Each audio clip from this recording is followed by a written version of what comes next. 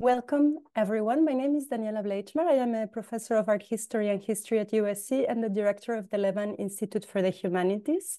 And thank you so much for joining us today for a book chat to celebrate this new book by my colleague Wolf Gruner, Resistors: How Ordinary Jews Fought Persecution in Hitler's Germany, published by Yale University Press in 2023. I do want to invite everyone who is able to turn on their camera to do so. It is much nicer in this conversation and celebration to see friends and colleagues than just a blank screen. So please do turn on your camera if you can. Joining us today to discuss Wolf's book are Wendy Lower, who is a John K. Roth Professor of History and George R. Roberts Fellow at Claremont McKenna College, and the director of the Rublian Center for Human Rights. I probably mispronounced that. And also Avinoam Patt, who is a Maurice Greenberg Professor of Holocaust Studies at New York University and the inaugural director of the Center for the Study of Anti-Semitism.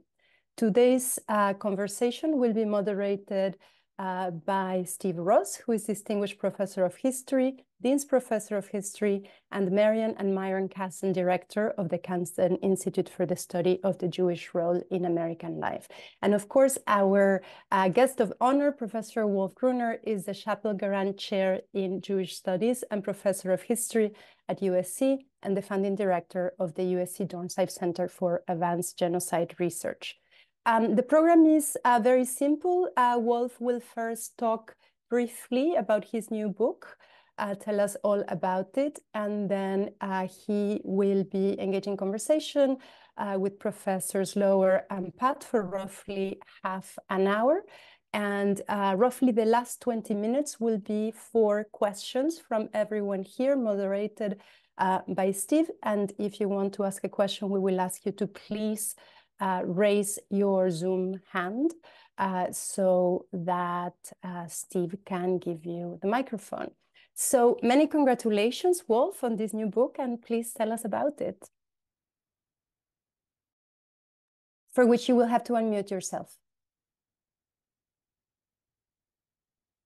Yeah, thank you, Daniela, for hosting this and organizing the event, and give me the opportunity to speak about this really exciting book. I think for me, it's the most exciting book I wrote so far, and I have written 10. So, but this has a long history. I worked like 12 years on this book. It goes back to 2008. Just before I came to USC, I was sitting in an archive in Berlin and looking at police diaries of police precincts in the former Nazi capital. And I had worked on the persecution of Jews in Germany for quite some years at this point. And suddenly I found this one entry where it says arrest for political offenses. And the story was that there was a German Jew arrested for protesting the Nazi persecution in public. And this struck me really as rather rare.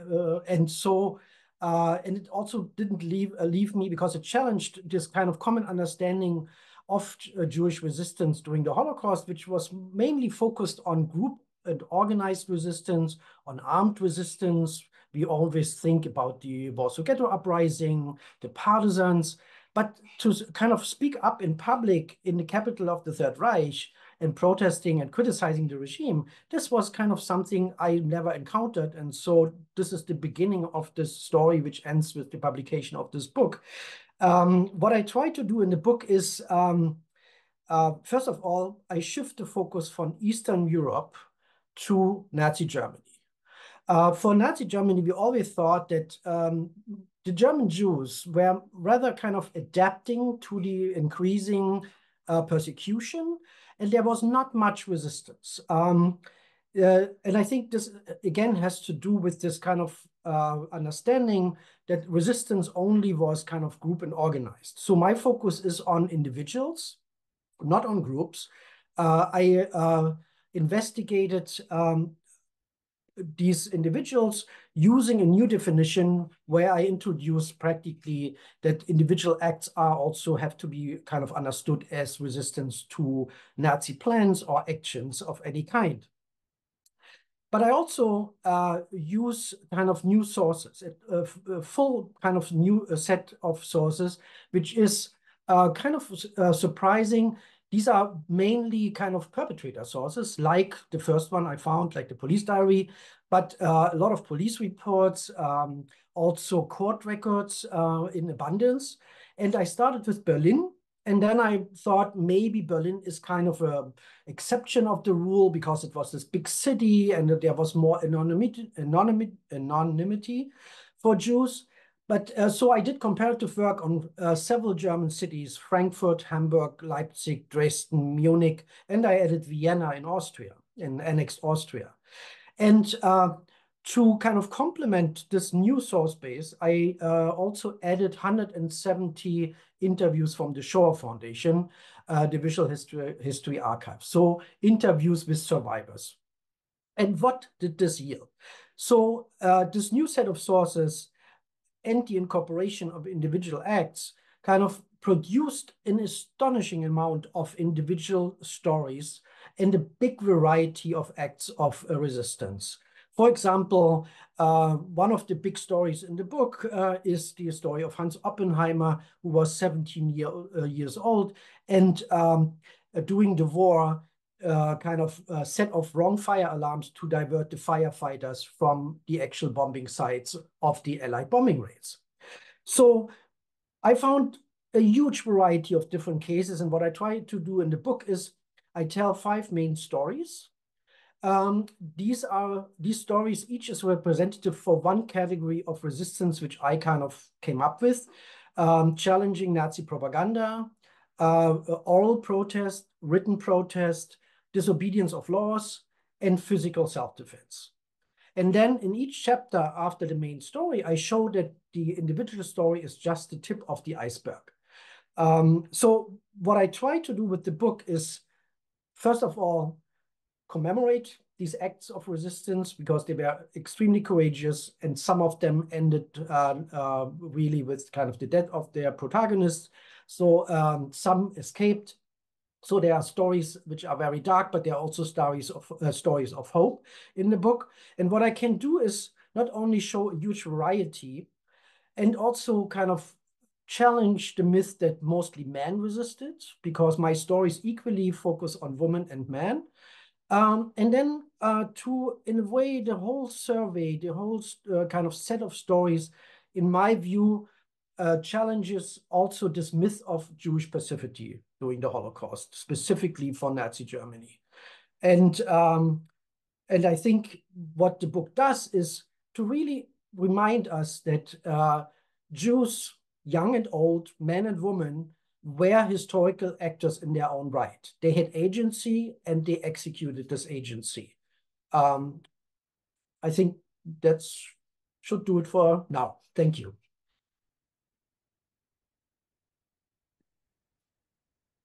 Okay, thank you, Wolf.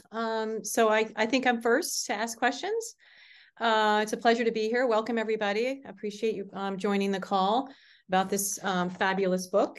And here it is, if you haven't actually gotten your hands on it. A lovely volume published by Yale University Press. There's so much in here. It's so rich. There are a couple things that like popped out in addition to you laying out all these different forms of resistance, you know, so you can imagine these kinds of everyday acts, destroying Nazi symbols like flags and tearing down posters, responding to boycotts and so forth. So these kinds of what you could call civil disobedience in those terms, but the Nazis specifically use the word impotent, right, in their documents. So you're reading these Nazi police records, you've got to look at the language that they're using to prosecute them or arrest them, or and how do you like tease out that term impotent? I'm intrigued by that because it reminds me of the work of Robert J. Lifton on kind of the genocidal mentality, and it kind of reveals a certain attitude, like how dare they tear down the Nazi flag, or how dare they sit on a bench that's supposedly for Aryans only? And how does that contribute to a potential escalation, or what's going on there as far as the discourse? That's one question of the language and the euphemisms.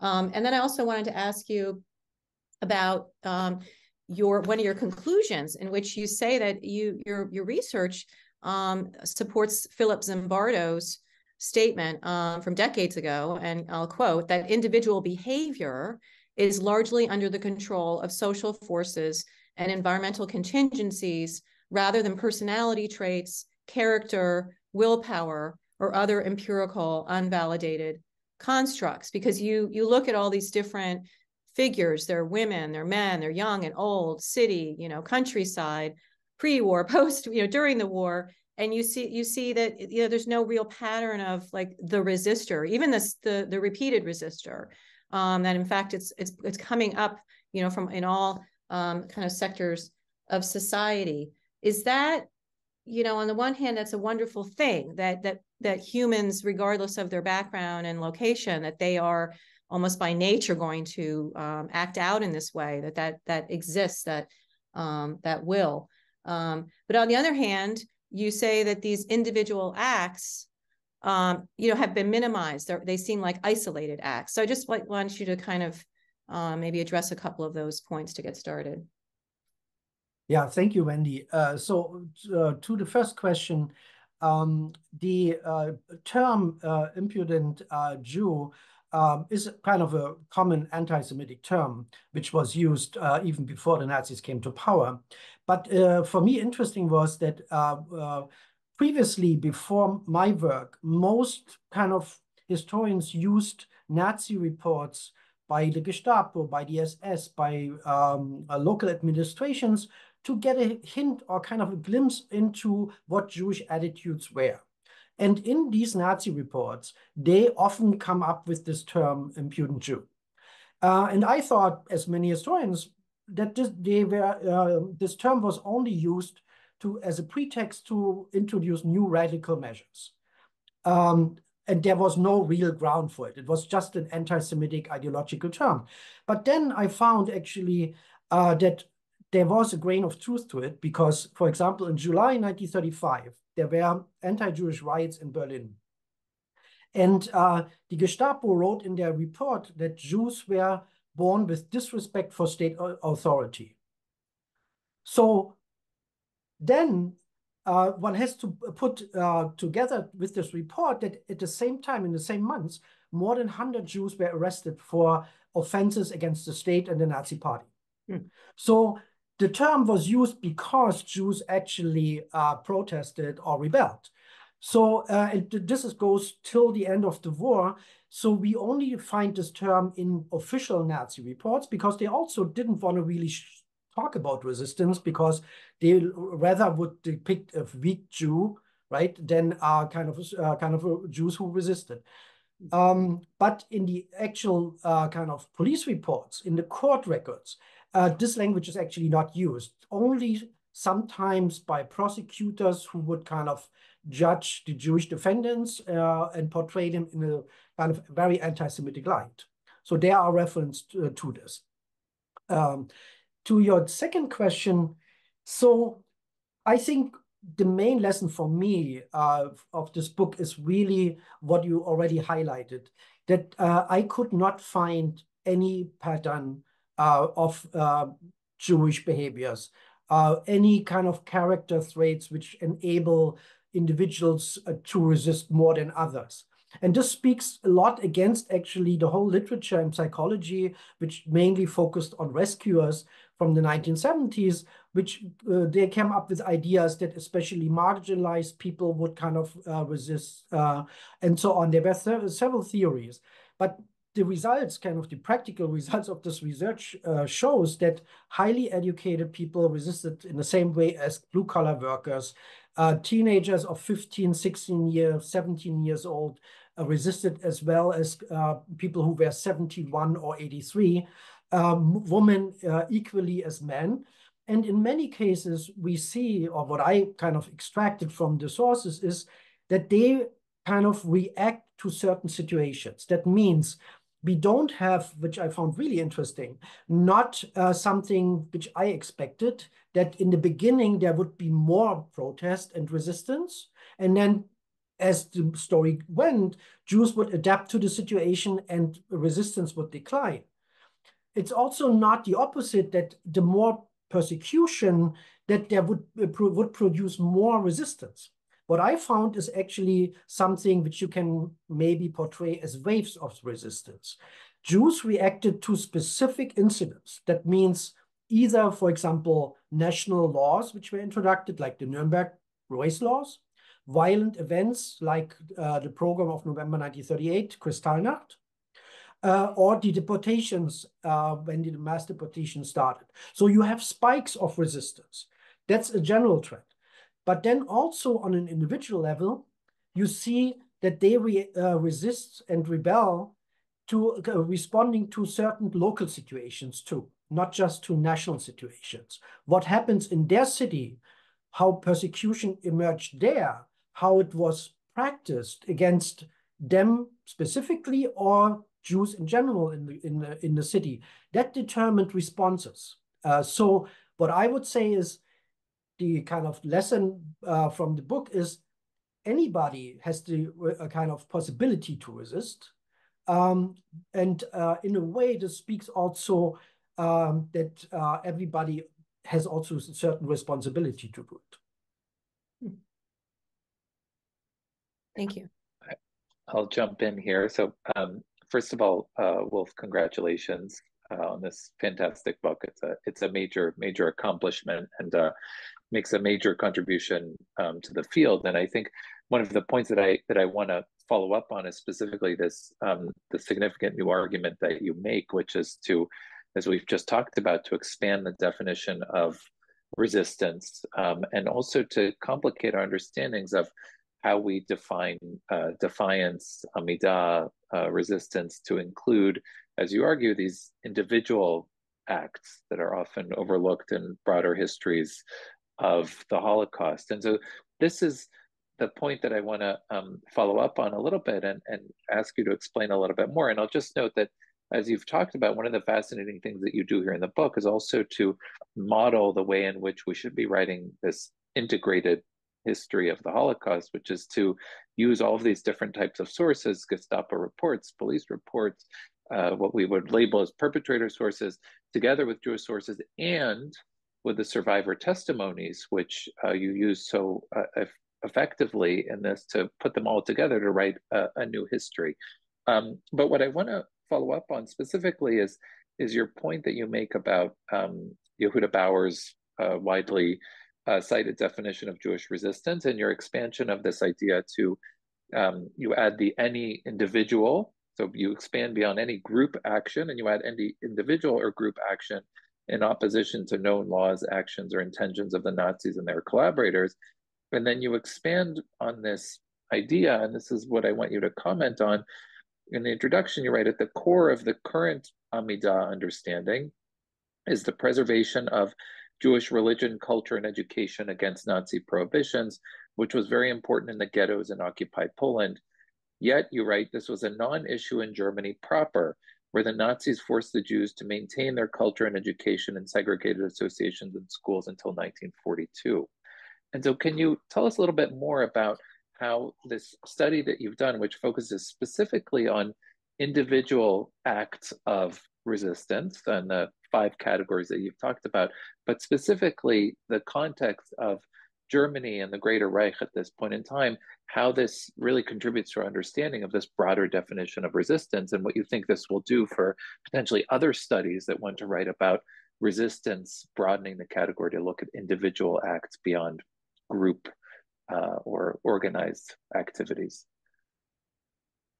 Yeah, thank you, Avi. This is an important question. First of all, I want to say I'm not so original here. So my kind of this broadening of the definition is based on kind of the work, for example, of Meir Dwojewski, who was a Holocaust survivor in Israel in the 1950s and 70s. He already proposed to kind of include day-to-day activities into our understanding of Jewish resistance. Other historians and survivors in the 1970s and kind of Australian historian and an East German historian, they all try to open up this definition. However, somehow scholarship kind of didn't really listen to them. So that's what I kind of, so I try to revive these approaches and to expand them in a way. And I think it is often, or it was often neglected because it is very hard, I think, to understand that very small deeds can have grave repercussions in these societies, like under a dictatorship or oppression, like under the Nazis. This is very difficult to understand in an open and democratic society where you can speak, where you can say something, and there are usually no consequences. But for Jews to speak up or to disobey laws, this was followed by prosecution, trials, jail time, and so on.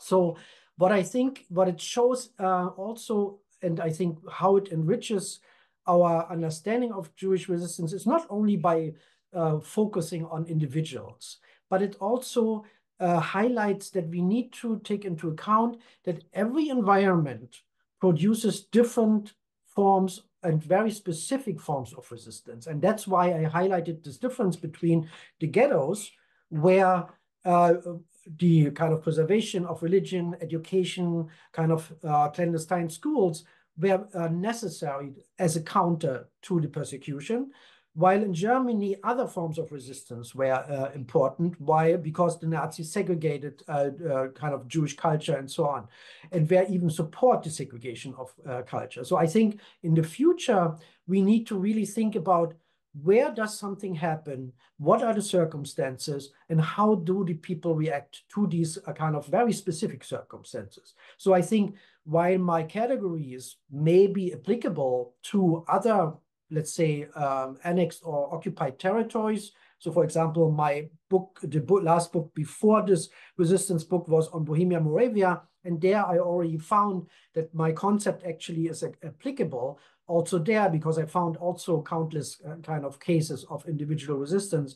So it is applicable to almost, I think, any Nazi-occupied environment, but goes even beyond, because similar stories are also discussed, for example, in US slavery context. I just was in South Africa, and when I presented the book there, people said that this actually resonates with them because they thought that they could actually use the classification, these 5 types, also for resistance during the apartheid regime.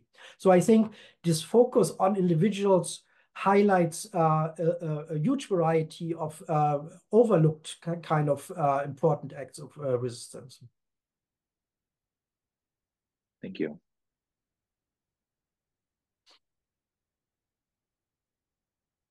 Wendy, do you want to go with another question? Sure. I mean, I have plenty, but I don't want to monopolize. I wanted to ask you if you could tell us, I think this case in here of Benno Neuberger is one of the outstanding cases. The material is so rich, Wolf, the photography, the documentation, the escalation, his determination, and that this goes back to Munich in the 20s and 30s, and there's a kind of a underlying argument there, which reminds me of Jan Bertzloff's work about surviving, about the importance of where you are kind of early on in the history of the regime to actually register that this is a major threat to the Jews, and then to be able to respond to that. So I don't know if you want to just give the folks here a little bit of the highlights of Benny Neuberger's case, which is really outstanding. Yeah, so this is one of the 5 big stories in the book, and I have to say I could not have written this this chapter without a big kind of coincidence. I found his story in a book in Germany about resistance, and I was pretty struck by what happened there, and mentioned this in one of my early articles on this topic. And suddenly I got an email, and somebody wrote me, you mentioned my grandfather in your article. And I thought, oh, I don't have actually more details about this than just what I read in this book. So I said, I think I can't help you. But then the grandchild said to me, but I can help you maybe. And he was so generous to provide me with 150 letters of his grandfather with trial materials, and only his kind of this generous kind of gesture enabled me to write this really striking story of this man who was in the during the war, over 70 years old, and he lived in Munich. He was a real estate broker. He lost his business during the inflation. And when the Nazis came to power, his children left very soon for the United States. And he and his wife were, in a way, in a very desperate situation. On the one hand, they wanted to get out of Germany, but it was very difficult for them because they lacked the money. They waited for getting some debts which they had outstanding. But then at the same time, they missed practically to see their kind of marriages of their children, the birth of their grandchildren. They only learned about this via letters. And that's why these letters are so important. And they show how they desperately try to get out. And Benno Neuberger, when kind of, or let me rephrase this. So, and they were not able to get out. And they suffered through all kind of different methods of persecution, which were enacted on a national level, but also specifically in Munich. For example, they had to move to a so-called Jews house from their old apartment. And when the Yellow Star was introduced, this was what kind of the straw what broke the camel's neck. So Benno Neuberger suddenly decided to do something, and he decided, without the knowledge of his wife, to put Hitler post stamps on postcards and then write insulting comments about them, over them. And so some say Hitler the bandit, the murderer, and so on. But he also said, for example, this very prophetic kind of phrase, Hitler the murderer of 5 million, on one of these postcards. And this was in the fall of 1941, when the massacres in the occupied Soviet Union just had started. So this was very prophetic. He made one mistake and was caught, was tortured and interrogated. And long story short, he paid with his life for these anonymous postcards which he sent out with the protest. So this is a remarkable story of an elderly man, which somehow reminds us of the story of the German writer Hans Fallada, of this couple. I think the English title of the book is Alone in Berlin, where a couple in Berlin writes also anonymous postcards against the Hitler regime.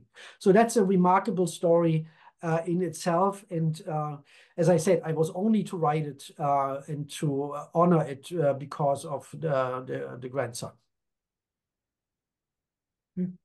Yeah, go ahead then. Yeah, the text, the writing to his wife, and he's in jail, and the disposition of his belongings, everything, his last will, and the personal photo is just, this chapter I think is really is heartbreaking. Thank you. So if I can follow up, one of the things that I find so compelling also about the book is that as you spoke about before, there were certain definitions of resistance, and in particular armed resistance, which caused a disproportionate focus on one type of resistance and led perhaps to a focus not on other forms of resistance, which you write about in this context. But you do have a final chapter in the book that looks at physical self-defense. And one of the things that you point out is that the Shoah Foundation's Visual History Archive is actually an excellent resource for finding examples of physical self-defense. I think you note there's 170 interviews that you use in the book of German Jews talking about acts of defiance, and 32 of them actually talk about physical self-defense during their years in the Reich. So can you tell us a bit more about sort of some of these examples, and also how you used the survivor testimonies as a specific source to guide you to some of these examples that perhaps hadn't been discussed until now? Yeah, thank you. So I think thank you also for highlighting the survivor testimonies, because they are, on the one hand, a very important source, but they also pose a serious problem, or posed a serious problem to me, because when I looked for Jewish resistance, only testimonies showed up which kind of focus on armed resistance, on group resistance. So for me, it was very difficult actually to identify testimonies where people told stories which I was interested in on these individual acts of resistance. There are plenty there, but often the survivors themselves would not call this resistance, because they also clung to the old understanding of group and armed resistance. And then sometimes they mention them in passing because they witnessed them, or some relatives had done them. So, for example, one story is which I found really striking is a son told the story that they had a store which was taken over by a Nazi. They still lived in the building of the store, and the Nazi would kind of put a sign up for everybody, for Jews forbidden. So the family was not allowed to enter their own home anymore. So the mother at night kind of went out and crossed out one letter, which then changed it for everybody forbidden. And so these small types of where you see that there is refusal, resistance, opposition to sometimes acts which we don't actually account for, because we always think about big laws and big political events. But there was also a lot of kind of anti-Jewish activity on the local level, or also on an individual level. And so in this regard, they are very illuminating. And especially for the category physical self-defense, they are actually almost my main source, because interestingly, in the archives in Germany, physical self-defense, that means when Jews got into brawls with stormtroopers, when they beat up Nazi neighbors because they harassed Jewish tenants. This is not usually not kind of reported in police records or in other archival records, unless there is a political context.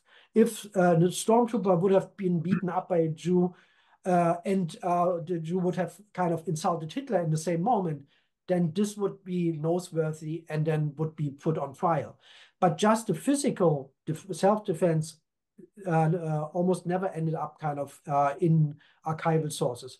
But it is mentioned in the testimonies. And as you just said, the 30 kind of testimonies which speak to how Jews and men and women defended themselves against verbal insults, physical attacks, they actually highlight also an interesting kind of section of resistance, the resistance of teenagers, because they mainly speak to incidents where teenagers were harassed by either the Hitler Youth members, by neighbor kids from the neighborhood, schoolmates.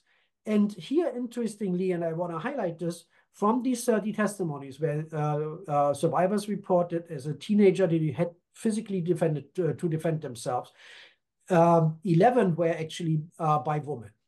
So, and not only that women would defend themselves against women or girls at the time, but also against boys who would attack them. And so I think this is a remarkable kind of source. And the last chapter is actually fully based on a testimony and tells the story of a 16-year-old girl which is in a retraining camp preparing for the immigration to Palestine, which is raided during Kristallnacht. And she is able to use jiu-jitsu tricks to defend herself against the attack by a stormtrooper. So I think the sources of the Shaw Foundation in this regard kind of complement and enrich our understanding of individual resistance to a great deal. I think maybe we will now go in a minute to questions from our audience, of which we have considerable number today. For those of you who are not used to asking questions here, if you go to the bottom of your screen under reactions, you'll see you'll be able to raise a hand. I only ask one thing, that is, ask a question in order to get as many people as we can, not an essay statement.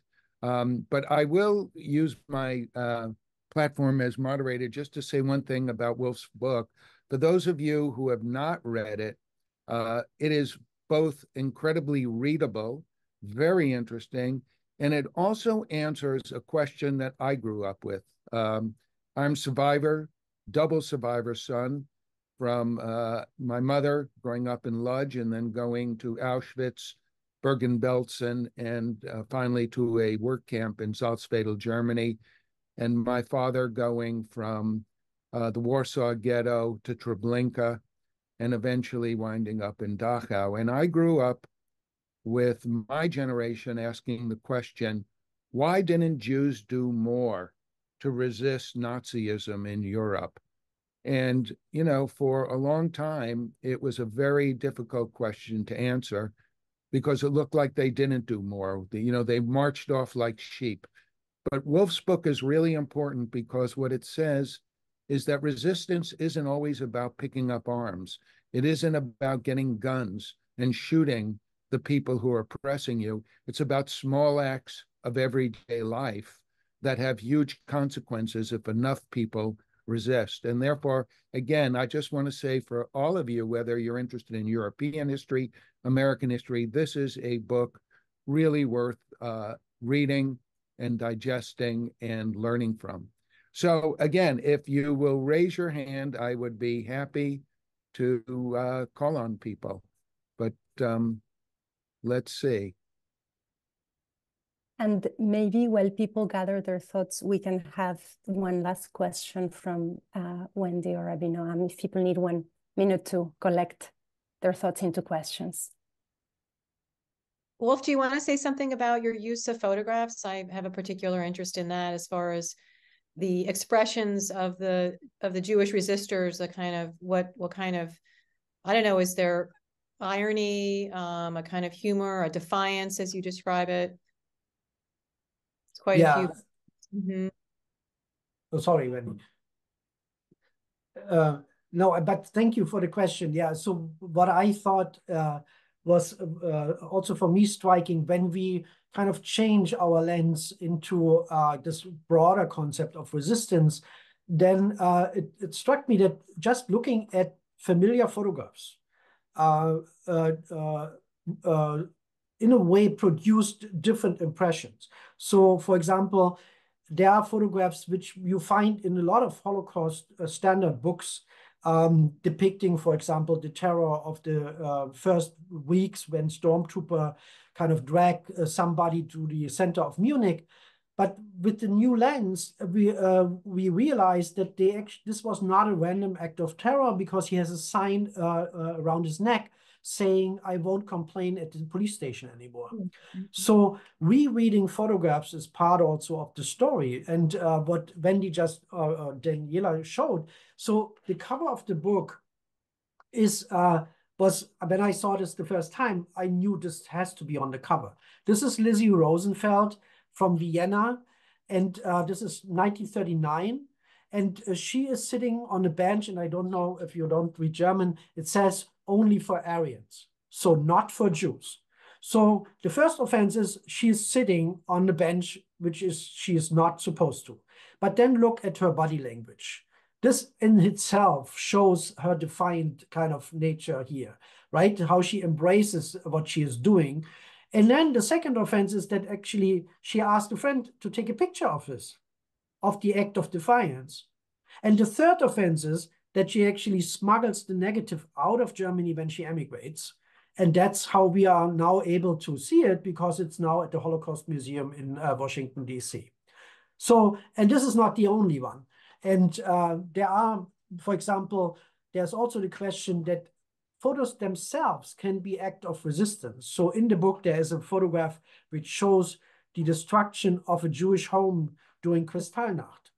And to document the results of the violence and the crimes during the program of November was in itself, again, an act of resistance. And I think I'm kind of investigating this further. This will be the topic of my next book, the destruction of Jewish homes and the violence which ensued in kind of private apartments and Jewish homes.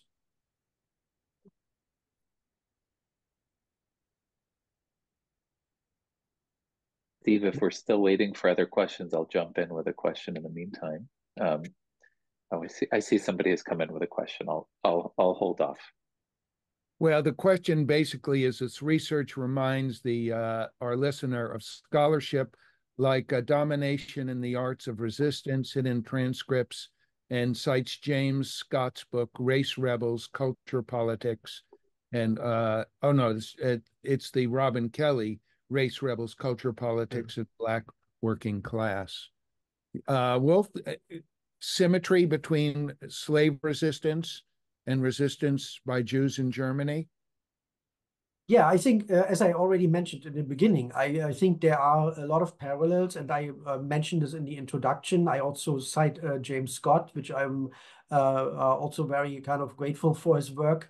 So there are a lot of parallels, but I think as I mentioned, when we think about the importance of settings, which kind of produce certain kind of responses. This is also true that the situation in Nazi Germany is also different and similar to, for example, what happened in slavery or Jim Crow in the United States. So we need, on the one hand, if we think broad, there are a lot of parallels, but then the specific kind of actions are also specific to the historical situation.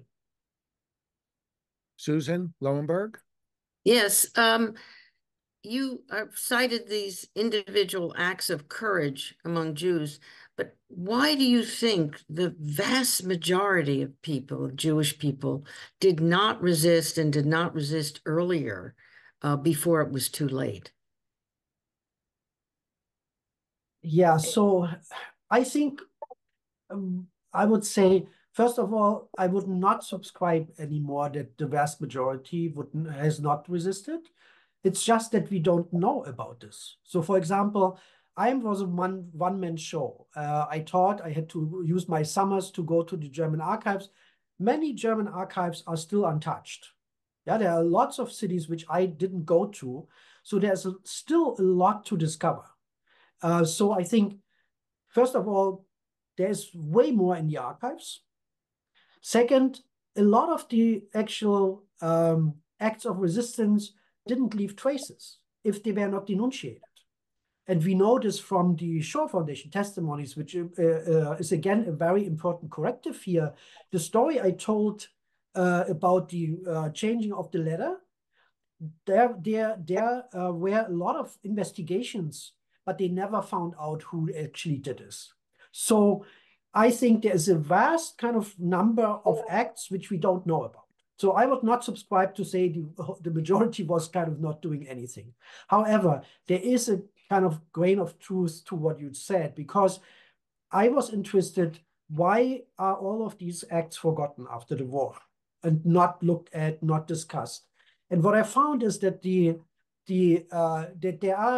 there is a strand of thinking within Jewish communities that Jews are, because of the long history of persecution, are kind of better off to adapt to situations and not to rebel. And unfortunately, this might have also motivated some Jews not to do anything, right? So I think there is a kind of a two-folded story here. We have way more acts than we used to, but there's also a reason why some Jews did kind of decided not to resist. Daniela? It's following up on that because, as you know, this is very far from my field, but I think it brings up this interesting sort of methodological question about the connections between microhistory and sort of larger systemic explanations, right? What do you do with specific case studies that show you this sort of these glimpses, this moment? And I think that's why the photograph is such an apt, not just historical document, but sort of artifact, right? It catches like one moment. And like, how can you extrapolate from that to tell a larger history that sort of expands or connects the pieces? So I just wanted to hear from you sort of as this comparative question keeps coming up, right, of other types of oppression and resistance, how you think about the microhistorical and the larger history in this work. Yeah, so I have to say, I think I was able to make this connection, the connection between these individual stories on a microhistorical level to the larger development of the persecution of the Jews in Germany, for the reason that I worked before this book extensively on the subject, but not focusing so much on the national level, the legislation and the kind of national, kind of nationwide events. But I was already focusing in my work on the initiative role of city governments who enacted a lot of the persecution way before national laws were kind of drafted. And the diversity of local persecution also contributed to this kind of variety of different responses. So I think I was specifically kind of well prepared to understand why certain Jews in certain cities would react in a certain way to certain incidents, because I knew the incidents. If you have no knowledge about how the local persecution emerged in sometimes different ways than the national level, one would not understand what individual Jews would react to. But so since I had vast knowledge of this, so I wrote on Frankfurt before, I worked on Munich, on Berlin. So this knowledge helped me very well to kind of connect this on the microhistorical level and then to the larger question of the general persecution, because I understand the Nazi persecution as a mutual dynamic between local and national developments. I have some questions that have come in now. The first is, Wolf, can you speak to the difference between these acts of resistance taking place in public versus private, and how did this impact the sources consulted? Yeah, that's an interesting question. And here I have to say there was practically, or let's say this, over time, increasingly, the lines between public and private were blurred. So Jews who would kind of speak up and protest against the persecution, let's say in their apartment house in the hallway with a neighbor, could be arrested for public protest because the argument of the Nazis was they could be overheard by somebody.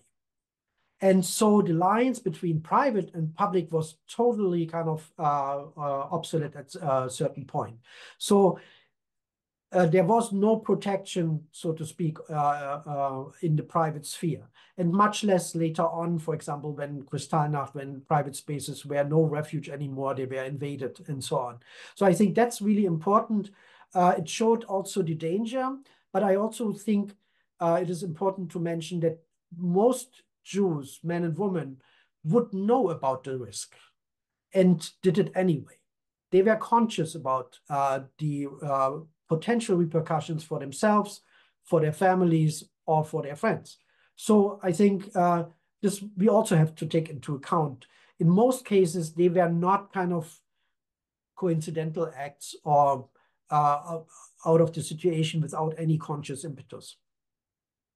All right, I have another question, and I'm not sure I'm pronouncing the German correctly, but does the crime, and crime being in quote marks, Does the crime of Rassenschande, sexual relations between Jews and Aryans, count as resistance?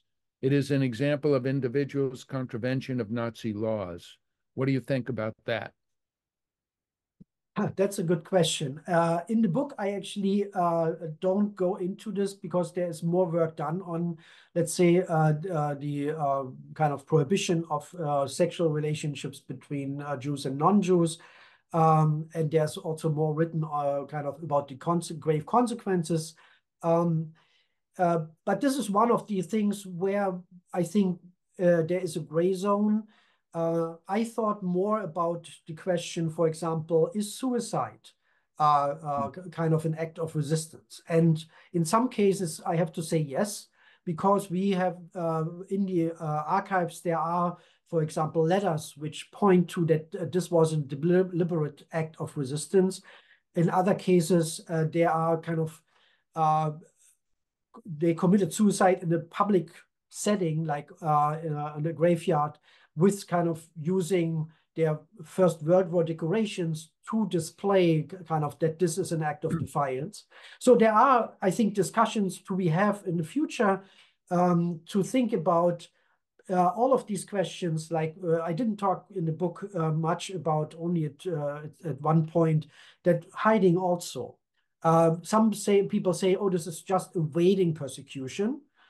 Some scholars say this. For me, hiding definitely is an act of resistance, and not only the act of kind of moving to a space where you shelter, but usually it also kind of has follow-up consequences, because you need to steal food, or you need to kind of buy food on the black market.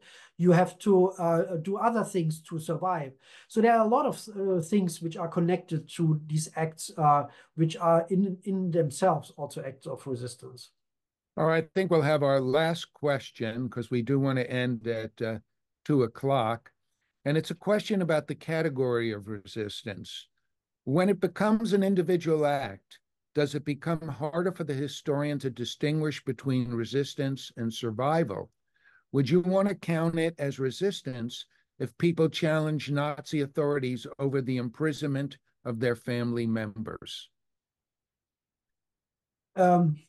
So again, this is I think depends very much on the circumstances. I mean, you saw I mentioned this example of the lawyer in Munich who was dragged through the city because he kind of complained at the police station about the arrest of a client.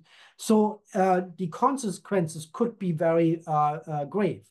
But they also differed to a great deal and depended on the actions of the perpetrators. And I think that's kind of an important fact. In the end of the book, I talk, and in a way I contradict myself a little bit when I come up with the definition of individual resistance in the beginning. In the end, I make this claim that it's not actually up to the scholars or even the survivors that they can judge what resistance was. Actually, the perpetrator make this claim when they perceive something as a threat, as minimal as it could be. For example, not wearing the yellow star, or not to apply for the adoption of the discriminatory middle name Sarah in Israel. People were prosecuted, put on trial, and put into prison for these seemingly very small acts, which we think they are kind of cavalier, but they were not under these circumstances of fierce oppression and persecution. I think I have one other question, I think a brief response, and then we'll end with Daniela. And that is, did you have the cooperation of any city governments in examining their archives? Yeah, I mean, in Germany, archives are kind of easily accessible, with one exception, and these are usually archives of businesses. Since my dissertation was on Jewish forced labor, I had a hard time to get into business offices, and this is still a big problem. But public archives are easily accessible in Germany. It is more kind of the work of the detective to really find these sources in these vast holdings, which speak to the persecution during the Second World War and before. Okay. All right. Daniela is saying she doesn't need so much time, so we can squeeze in one more question. To what degree did early fiction of the Nazi era deter Jews from resistance? I'm thinking of Furtwänger's The Oppermans and what happens to the 17-year-old student. He paid the price. Wouldn't that deter people? That's an interesting question. I would say in the beginning, the consequences were not as clear as they would be later. And interestingly, my assessment is that those who resisted in the 1930s actually helped themselves in many cases to survive. Because when they were prosecuted, went to prison, usually after they were released from their 5 months, 6 months, 1 year prison time, they would immediately leave Germany, which saved their lives. This is not possible later during the war anymore. So I think this is difficult to address. But even then, even during the war, where people would expect grave consequences, my research actually yielded very surprising results. So where Jews who protested in public against the persecution were acquitted, which one would not suspect if you think this is during the war, shortly before the mass deportation in Germany starts. The public sometimes even thinks in a reduced manner they would not care about trials anyways. They would just put them in concentration camps, which practically didn't happen. They were put on trial, but then judges acquitted Jews because witnesses were not found reliable.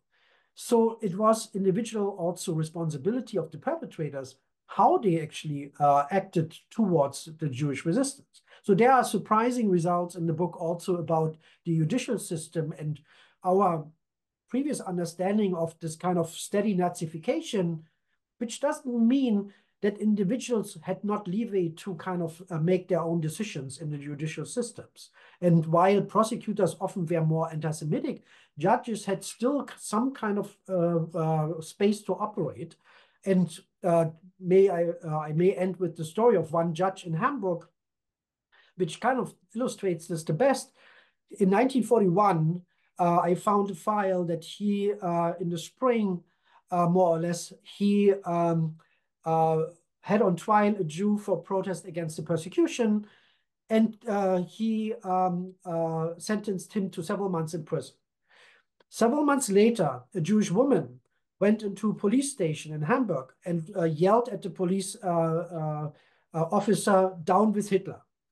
She was arrested, put on trial, and the same judge kind of said in the verdict, she gets 2 weeks in jail because she acted out of despair. It was very similar to what the first person had done. And then 2 months later, the same judge, again in another person who protested in public against kind of anti-Jewish policies, he or she was also again arrested and then put in prison for several months.